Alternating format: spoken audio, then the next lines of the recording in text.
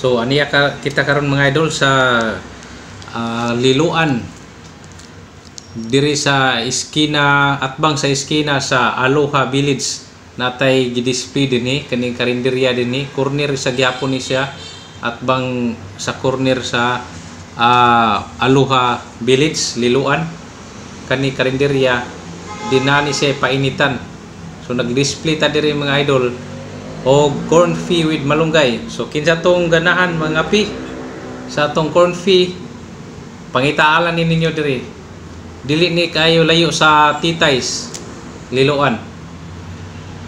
Mao ni siya ang atbang mo ni Aloha nga iskina, Aloha Iskina Village. So ang atbang ana mao ni siya mga idol kani corner gyapon na kan ana na siya karinderya.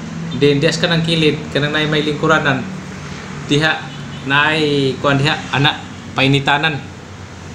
So tanawan ninyo mga idol, makaagi mo og Liloan do unahan gikan kag Cebu City, unahan sa Titays biscuit na diha.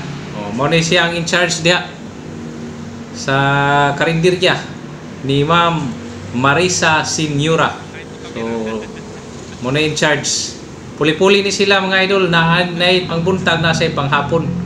Kani siya panghapon ni siya, antod ni siya mga gabi mo close. Hindi nang tagiya ni buntag sayo mo open alas 5 buntag. Mo ni siya diri natay kape da babaw.